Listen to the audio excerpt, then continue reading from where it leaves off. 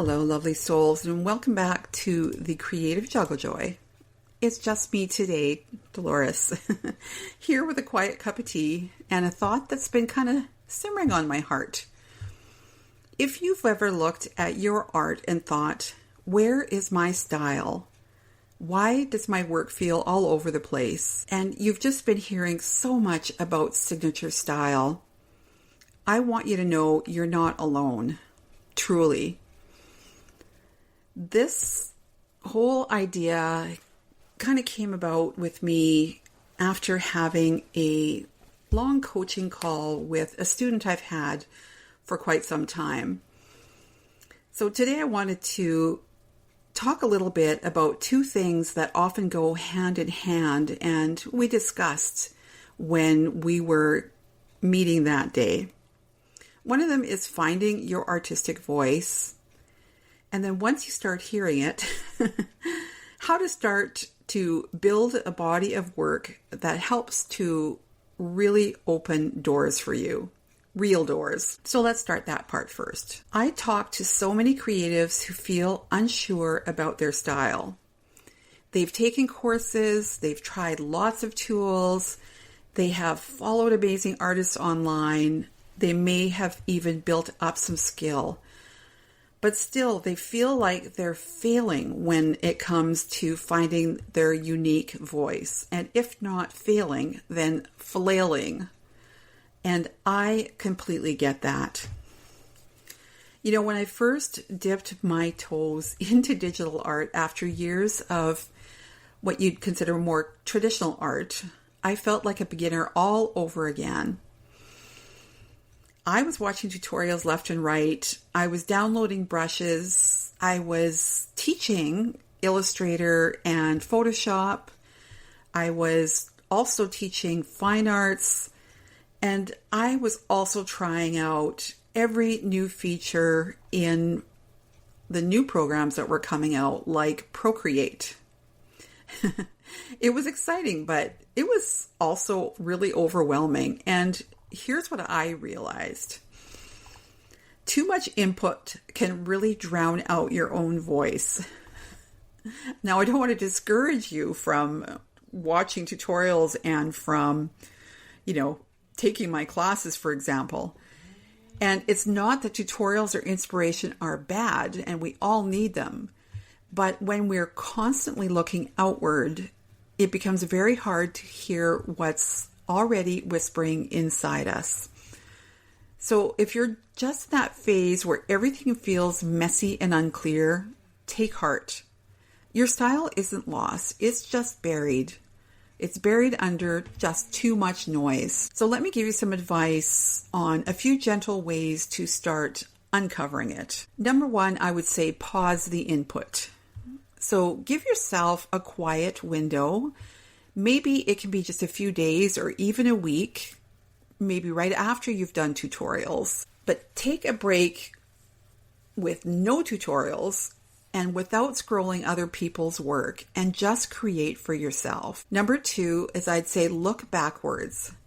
So lay out some of your older pieces.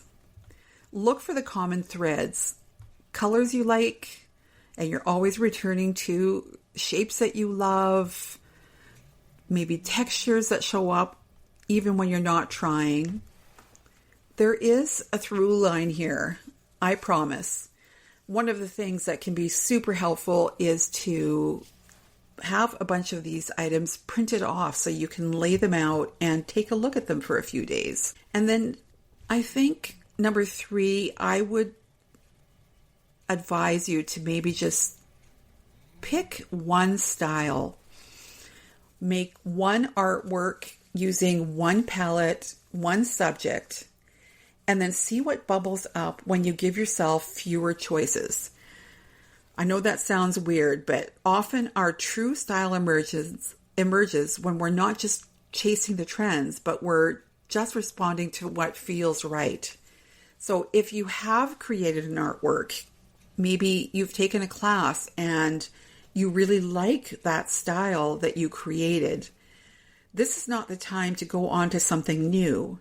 This is the time to repeat that one subject, that one palette, that one look over and over with additional input. For example, I mean input in the way that you might look at that subject matter and change the direction that you're seeing.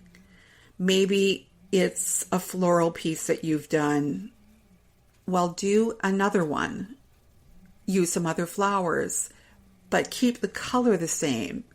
Keep the textures the same. Keep the composition similar.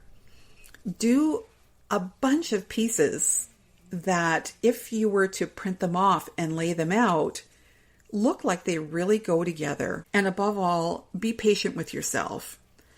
This artistic voice isn't something that you invent or you create.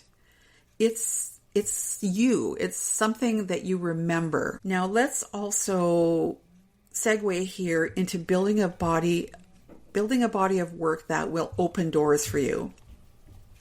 So let's shift into the next piece of this conversation, because once you start hearing your voice, the next question often becomes, okay, I hear you, but how do I pull this all together? How do I create a portfolio? Or how do I feel something or create something that feels professional and intentional?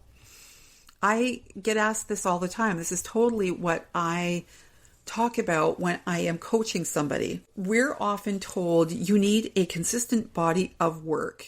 I was told that. That was one of the first things that I was told by my agent, but it's almost like I didn't know what that actually meant. Like I still kind of flailed around for a bit, and it eventually made sense to me because he showed me a ton of reference, and it helped put it into perspective what that really meant. So I can tell you what the opposite of a consistent body of work is. And that's when you take a look at all those things that you have laid out that you've printed, and it feels like a jumble of different styles and different subjects and different formats. And here's what I want you to hear very clearly. Variety in your work is not a flaw. Your range is beautiful. It just needs to be curated. So think in terms of a gallery wall. Not every frame is the same, but together they tell a story. And that's what a strong body of work does. So I'm going to walk you through a few simple steps. And this is exactly what I talked about with my student that was my victim for my coaching, let's just say. She got to hear all my advice. Just like literally we were having a conversation like we were sitting and having coffee together. And these are a few of the simple steps that I outlined to her. In fact, at the end, I had regretted that I hadn't recorded the conversation, because I think it would have been really helpful for her and also would have given me a really good outline to follow when I am advising people, on this exact question. But I'll tell you the things that I told her. And the first one was to pick a theme. So to start small and choose something that she's curious about. It could be anything. Honestly, it could be flowers. It could be moths, or it could be memories, or cozy home scenes, or cute little animals. It doesn't have to be like really groundbreaking. It just has to mean something to you. Now, the next step is to create a collection. So from that one thing that you decide on, I would say aim for 5 to 10 pieces that explore that theme. So keep the colors or tools somewhat consistent to help it feel like a family of work. And then number 3, I would say tell the story. Write a little blurb, even if it's just a paragraph, about what inspired the collection. That personal touch adds depth, and it helps people connect with your work, and it is really helpful for you as well. It's really great to be able to look back at your stories as you start collecting them and creating these collections. So, don't not do this. This is something I would suggest that you do, because I think you're going to find that in the long run, a lot of times this story is going to be what comes first before you even pick a theme or create a collection. And then finally, this is something I tell absolutely everyone. It's the way I probably end 90% of my classes. And that is to use mock-ups or real photos to show how your art could live in the world. On prints, on textiles, on packaging, whatever it's going to fit. This work makes your work feel tangible, and it makes it ready for opportunities like licensing or wholesale or client projects. These people that you're trying to reach, they need to see what it is that you see. And that's best done using mock-ups, in my opinion. So let me say this again and gently. You don't really need to have all of this figured out at once. My conversation with my student was basically all about this. And at the end, this is exactly how we ended. We don't need hundreds of pieces. You don't need to be like working and trying to create a whole bunch of stuff. One intentional collection can really begin to open doors. One intentional collection can begin to open doors. I usually suggest 1 to 3 in your pocket, so that if you can approach opportunities like art licensing with one, it's also great to have 2 of them in your back pocket in case they want to see more. So, my dear friends, if you've been feeling behind or messy or unsure, flailing or failing, please take this to heart. If you feel unsure of your creative voice, your style isn't missing. It's already there. It's within you. It just needs time, space, and some lovely attention. I think that a great place to start is by sinking your teeth into a project, maybe a class like you have seen, something that has inspired you in the past, an artwork that you have that you liked and you could handle the actual production of it.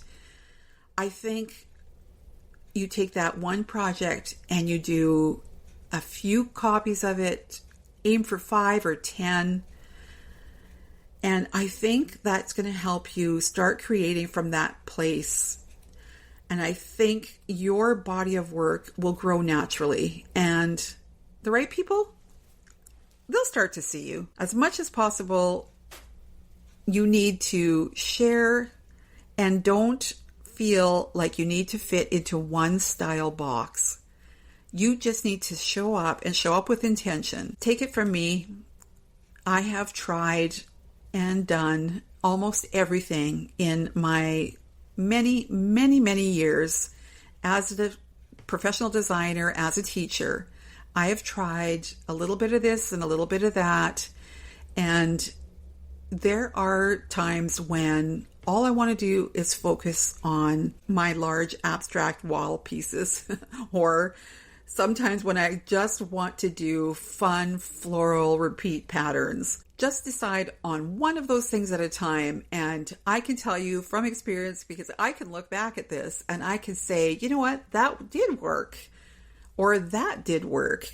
And you can just rest assured that those are things that you will be able to do over the years as you work as an artist. I hope today's episode gave you something to reflect on.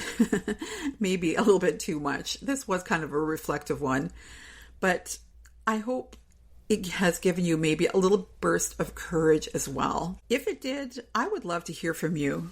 You know that you can always reach out, and truly it really means the world to both Kaylee and I to know that these conversations land with someone out there. So please comment, send any information or questions that you have to either of us.